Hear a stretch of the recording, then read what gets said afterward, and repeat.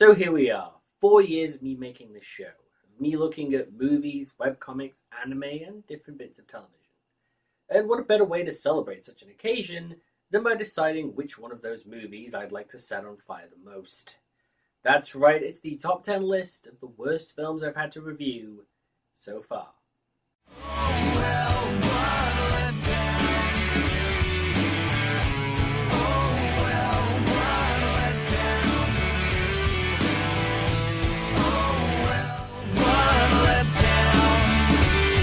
Okay, so I know a lot of people are going to ask me why I put this on the list. I do have a fair few reasons for its placement here that are much better explored in a full video, like the original review, than trying to summarize it here, possibly as a This Simpsons Sucks video or a scripted list. But for now, the best way I can put it is just like I did in the review, that it wasn't the movie we deserved.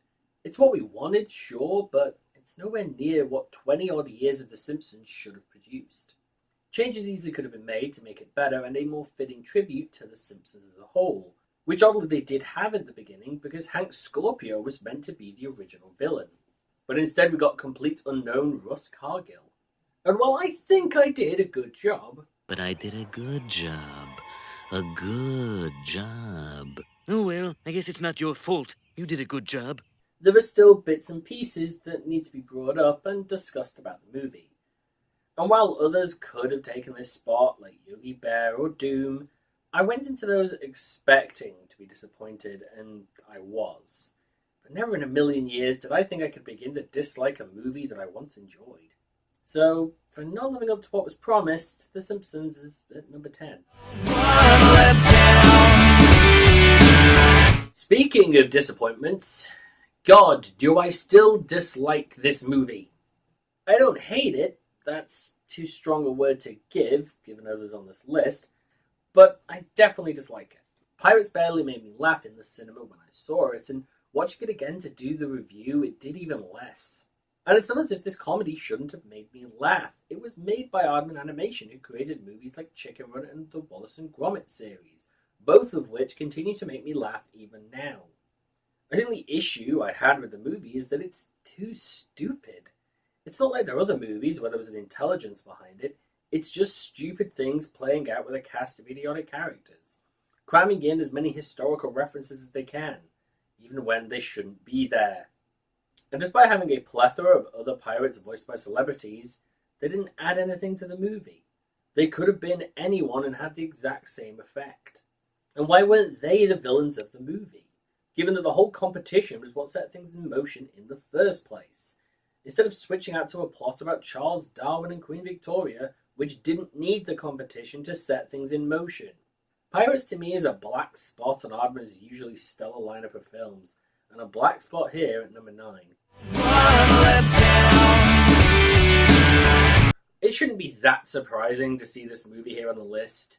I mean, the bland characters, the weak villains, and the Home Alone rip-off plot was always going to secure it a spot. And while Shelby, which I reviewed around the same time, wasn't that fantastic, it at least had a message about the Christmas spirit, especially since the main kid may or may not have been the second coming of Jesus.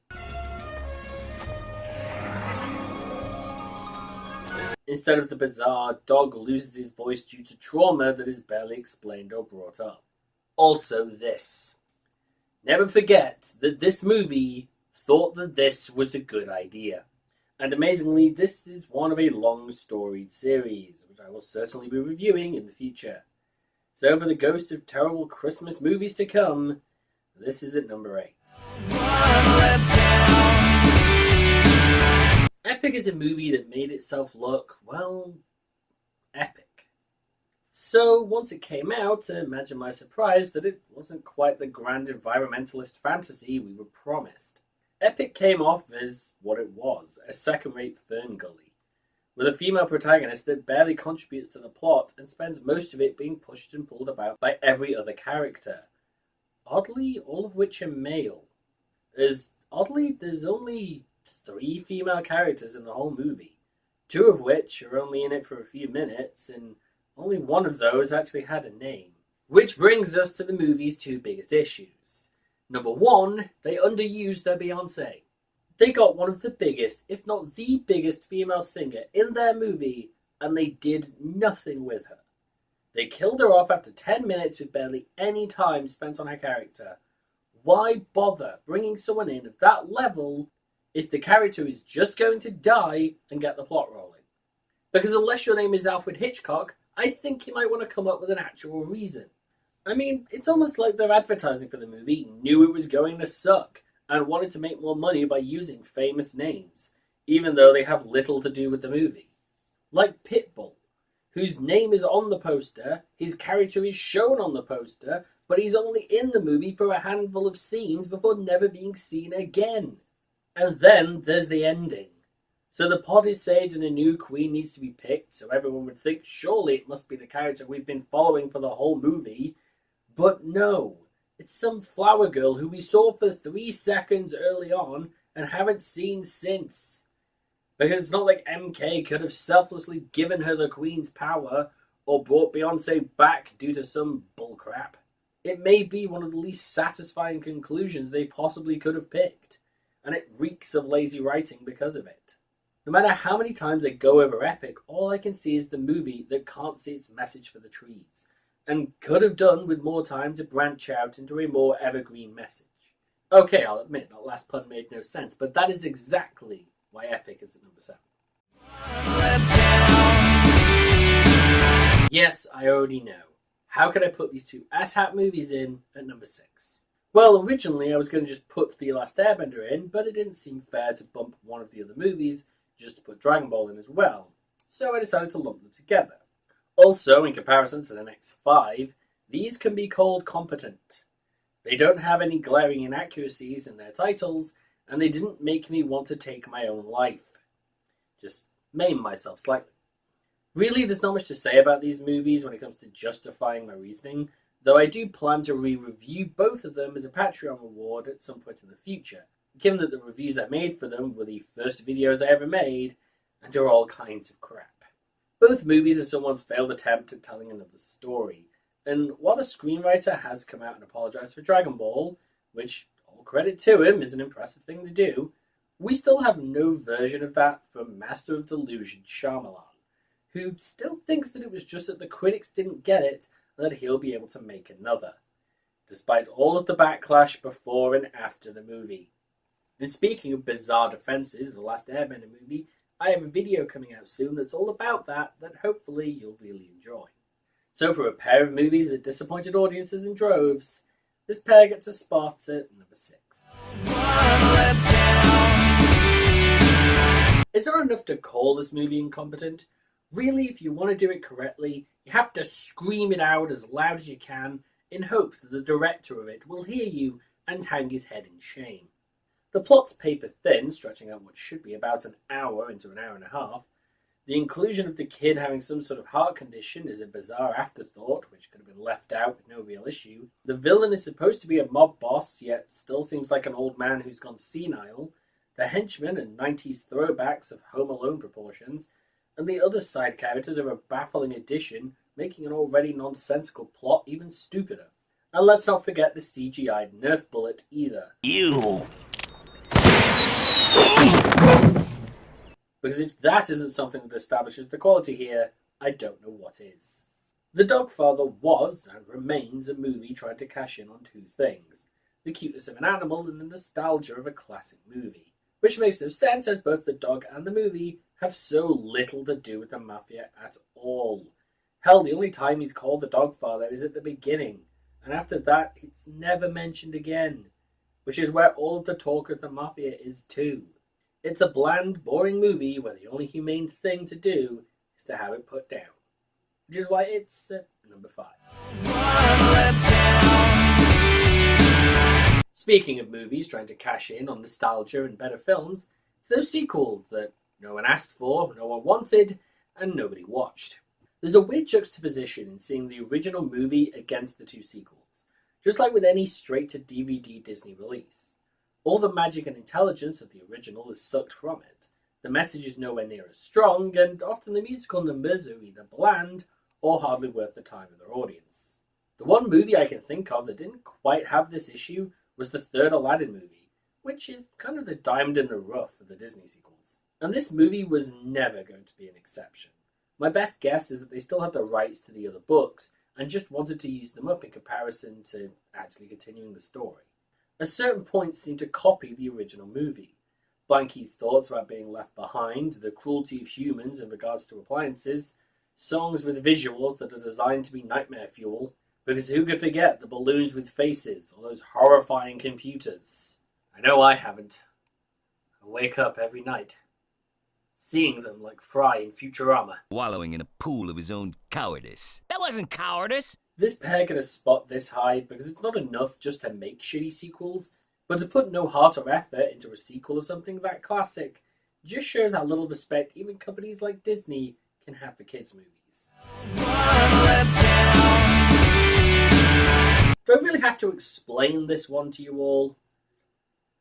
Okay, yeah, I probably do, because anyone who's actually seen the review of this will know that I did it a little unorthodox. And thus why it's also on the list of things to re-review on Patreon. The movie is all around a badly produced narrative. It breaks up a relationship it spent a previous movie building, wastes our time attempting to build another relationship that goes nowhere, has a mystery that a 2-year-old could figure out, has giant plot holes you could drive a double-decker bus through, like the witch having kids and the villagers not destroying the witch's gems in the first place. Not to mention the fact that the title is a complete and utter lie. There is no Curse of the Lake Monster in the movie. Hell, I'm not even sure they mention a lake monster. There is a monster. It doesn't come from a lake, though, and it's only the henchman to the real antagonist, the ghost of a witch. And why, pray tell, does the title make no sense? Because there already was a movie called Scooby-Doo and the Witch's Ghost, and it's a billion times better than this one, as that movie has an actual mystery, great supporting characters, and actually has the focus to remember that this is a Scooby-Doo movie and not some shitty teen romance. Of course, it's not like the first of these two movies was much better, as it felt like it missed the point of it being a Scooby-Doo movie as a whole, having them meet like they were the Breakfast Club but reading mystery novels, because why have your characters be diverse in an ensemble movie? But at least that movie tried to have a mystery. It was also obvious, but not quite. Velma and the witch never appear in the same place, and oh look, Velma for some reason has fallen asleep on a beach, but we won't question that despite it being all kinds of weird and suspicious.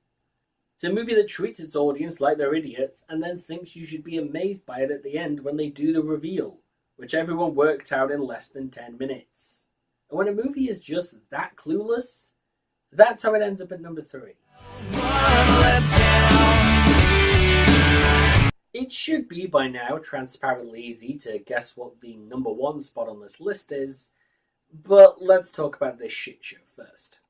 Invisible Mom has a special place for me as bad movies go, given that it was one of the early reviews once I started looking at kids' films, and it was the first major foray for me into the zealous selection of the same.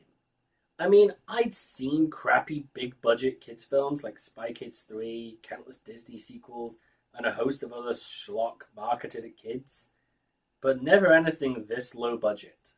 All from a director who's more well known for erotica than kids' films. Invisible Mom is a film that tries to take itself seriously, but it's written far too poorly to pull it off.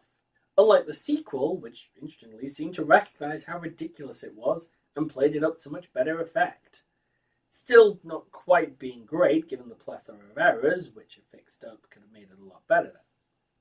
Invisible Mom as a film is just the same bland and generic story that gets trotted out with nothing new added to it. The villain is cartoonish, even when compared to the villains in the sequel, who seem like actual people in comparison. The protagonists of the film act like idiots, as their father uses his office mail to send a thing he doesn't want his boss seeing, which somehow his boss just takes with no questions asked. The mother of the film gets captured at one point and is put in a box for all of 5 seconds before she just gets out without any trouble. Still baffles me as to what the point of that was. And the supporting cast only seems to be there so at the end they can all be dragged into a room for a trial that goes on way longer than it needs to. There are still other films for both this genre and series, one of which I've been waiting to review for a while now that should make for interesting watching and reviews, simply because I never quite know what to expect. Except for, of course, the quality. which is why this film is at number 2. Let's face it, it was always going to be this. The Ghost Club is by far the worst thing I've ever sat through, or reviewed, and there are so many reasons why. The story is obnoxiously generic, the characters are bland and two-dimensional, the poor editing of both video and audio, the fact that the movie has a buggy on its cover that only appears in a single scene because they need to travel between 2 points, and yet another child does it on foot, that somehow a child knows how to hack into a computer, that somehow a walkie-talkie works from miles away, that there is no ghost in the movie despite it being called the Ghost Club, that there's no club in the movie despite it being called the Ghost Club.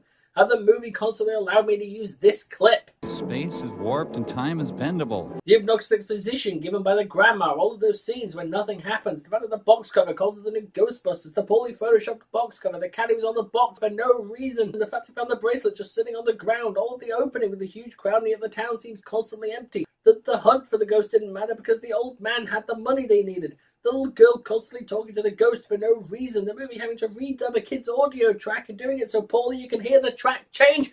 This scene! Ah! Jesse, what are you doing here? It all culminates in an utter clusterfuck of a movie. The cinematic equivalent of The Room for kids. And yet, do you know what's still so surprising? It's that movies like this continue to be prevalent, both big and small. This mass-marketed crap with no effort and no respect for its audience is trotted out far too often and just expected to be swallowed with the same phrase every time. That it's for kids. Bullshit to that phrase. And bullshit to the ones who use it. I've been Tyas, and I'll see you again soon with another faulty family film. But for now, thanks for supporting the show in every form it's taken for 4 years. And I imagine that the worst is still to come. Thinking about it, I just need to make one quick phone call. Yeah, Amir? Yeah, I need you to send back the monkeys. Yeah, I'm not doing the big thing for the 4 years. No, something came up. Yep, some of them, the elephants too. Yeah, all of those. The dancing girls? No, they can stay.